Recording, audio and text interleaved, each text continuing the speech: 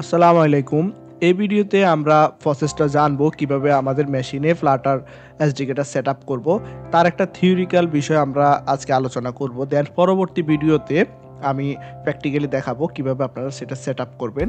মূলত আজকে আমরা দেখব কোন কোন টুলস মেইনটেইন করতে হয় ফ্লাটার সেটআপ করার জন্য এবং কি কি জিনিস আমাদের লাগে সেই বিষয়ে আমরা কথা বলবো। এই ভিডিওর ডেসক্রিপশনে অবশ্যই আমার সেটআপ ভিডিওর লিংক দেওয়া থাকবে, আপনারা সেটা দেখে নেবেন। সেটা দেখে খুব সুন্দরভাবে প্রপারলি আমি যেভাবে দেখাইছি সেভাবে সেটআপ করে নেবেন, তাহলে কোনো সমস্যা হবে না। কোনো স্টেপ কিন্তু মিস করা যাবে না। সুন্দরভাবে ভিডিওটা দেখে কাজ করবেন। চলুন এখন আমরা দেখি কোন কোন জিনিস কোন কোন টুলস আমাদের দরকার লাগে ফ্লাটার সেটআপ করার জন্য। প্রথমে আসেন ফ্লাটার এসডিকে। নাম্বার 1 আপনার এসডিকে লাগবে। এসডিকে হলো সফটওয়্যার ডেভেলপমেন্ট কিট। কারণ সফটওয়্যার ডেভেলপমেন্ট কিট না থাকলে আপনি কি দিয়ে রান করবেন, কোডটা কিভাবে রান হবে, সেই জন্য আমাদের এসডিকে লাগবে।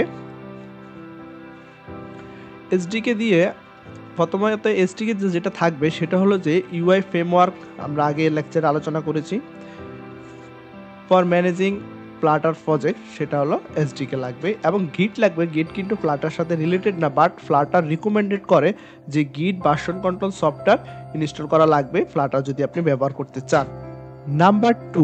নাম্বার টুতে আমাদের প্রয়োজন হবে প্ল্যাটফর্ম টুল। আমরা প্রত্যেকটা প্ল্যাটফর্ম ওয়াইজ কিন্তু সফটওয়্যার ইনস্টল করব। উইন্ডোজের জন্য এক সফটওয়্যার এবং ম্যাকের জন্য এক সফটওয়্যার। যেমন Android studio use Flutter SDK needed for Android apps development. Android apps development করার জন্য উইন্ডোজের জন্য অ্যান্ড্রয়েড স্টুডিও এবং ম্যাকের জন্য আইওএসের জন্য কিন্তু এক্সকোড। এখন আপনারা দেখেন টার্গেট প্ল্যাটফর্মে কোন কোন জিনিসটা আপনি করতে পারবেন। আইওএসের ক্ষেত্রে কিন্তু কিছুটা রেস্ট্রিক্টেড আছে, সেটা আপনি উইন্ডোজে পারবেন না এবং লিনাক্সও পারবেন না, কিন্তু আপনি অ্যান্ড্রয়েড অ্যাপস সব কিছুতে কিন্তু রান করতে পারবেন। সেটা উইন্ডোজও পারবেন, লিনাক্সও পারবেন, ম্যাকও পারবেন, কিন্তু আইওএসের ক্ষেত্রে কিছুটা রেস্ট্রিকশন আছে। দেখেন এখানে আপনি উইন্ডোজে রান করতে পারবেন না, পসিবল না, এবং লিনাক্সও পসিবল না, বাট আইওএসও শুধুমাত্র ম্যাকে। ফ্লাটার সেটআপে তার মানে আপনারা বুঝতে পারলেন যে এক্সকোড কখনো উইন্ডোজ মেশিনে ইনস্টল হবে না। নাম্বার 3 হলো ভার্চুয়াল ডিভাইস। আপনার কোডটা যখন রান করবেন সেক্ষেত্রে ভার্চুয়াল ডিভাইস প্রয়োজন হবে। সেক্ষেত্রে অ্যান্ড্রয়েডের জন্য অ্যান্ড্রয়েড স্টুডিও লাগবে। দেখতে পাচ্ছেন আমরা অ্যাপসগুলো যেভাবে রান করতেছি সেটা হলো অ্যান্ড্রয়েডের জন্য অ্যান্ড্রয়েড স্টুডিও লাগবে, অ্যান্ড্রয়েড এসডিকে লাগবে, ভার্চুয়ালভাবে। আপনারা চাইলে আপনাদের মোবাইলেও কিন্তু রান করতে পারেন, কোনো সমস্যা নেই। অ্যান্ড্রয়েড মোবাইল দিয়ে ডিবাগিং অপশন চালু করে দেন আপনারা রান করতে পারেন আপনাদের প্রজেক্টটা।